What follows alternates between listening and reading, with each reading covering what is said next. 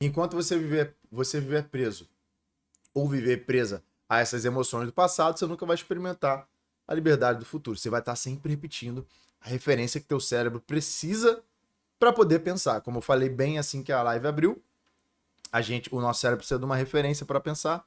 E se a gente não coloca uma referência escolhida a dedo, ou seja, um futuro super atraente, a gente fica apenas tendo como referência as coisas que já aconteceram, tá?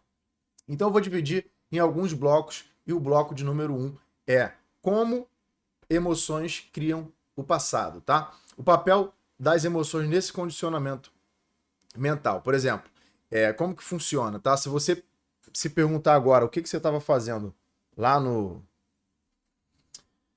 naquela das Torres Gêmeas, naquele atentado que rolou lá, você vai ter uma lembrança do que você estava fazendo. Eu lembro que eu era pequenininho, eu estava voltando da escola, minha mãe segurando na minha mãe. Minha mão segurando na mão da minha mãe e ela me levando para casa e um clima, um ar assim de terror estranho. E olha que nem foi aqui, né? Uma coisa estranha. Ou seja, por que que isso acontece? Porque quanto mais forte a emoção, mais viva é a lembrança, tá? Mais viva é a lembrança. Então, por que que a gente acaba lembrando entre aspas, tá? Só das coisas ruins? Por que que a gente acaba lembrando das coisas ruins em sua maioria das vezes? Porque as coisas ruins que aconteceram na gente geraram cicatrizes emocionais. Porque aquele fato que ocorreu despertou em você imediatamente uma emoção muito forte. Então eu vou te dar um exemplo.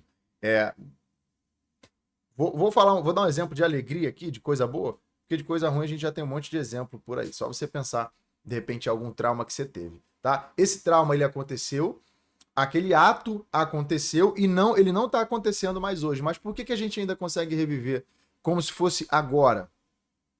Porque aquele ato que rolou, ele teve uma emoção muito forte gerada por você naquele momento.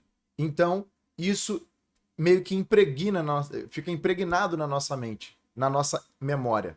Então, quanto mais viva uma memória, mais emoção aconteceu naquele ato, naquele momento, tá? Então, esses eventos de forte carga emocional são mais facilmente lembrados, tá? E reforçados ao longo do tempo, porque eu vivo aquela situação uma vez, e aí, a cada vez que eu lembro daquilo, eu reforço, porque o meu cérebro não sabe a diferença do está acontecendo realmente ou estou só imaginando. Ele não sabe a diferença. Para a tua mente, estar imaginando ou estar vivenciando fisicamente essa situação, para ele não tem diferença, porque ele não sabe a diferença entre os dois. Então, olha o que acontece. A pessoa tem um trauma no passado, ela tem uma situação difícil no passado, liberou uma carga emocional muito forte. E aí, passam 5 anos, aí você vai lá e revive aquela situação. No momento em que você revive aquela situação, para o teu cérebro está acontecendo de novo, como se fosse no mundo físico igualzinho, porque ele não sabe que você está só lembrando ou você está só vivenciando aquilo ali, tá? E aí vira um círculo vicioso. Como pensamentos geram emoções, essas emoções reforçam os mesmos pensamentos, criando um ciclo que mantém a pessoa presa ao passado, tá? Então, exemplo, uma traição. Aí, dessa traição, e aí eu atendo muitas pessoas com essa questão da traição, principalmente a galera do universo dos relacionamentos. Tem pessoas que não conseguem se abrir mais com outras porque ainda estão travadas numa relação que aconteceu no passado e ela teve uma situação de traição. E aí, como eu falei bem no comecinho, o nosso cérebro, ele precisa de referências para pensar. E se você só tem as referências do passado, a pessoa entra no próximo relacionamento com qual referência? Com a referência da traição que ela ou ele teve.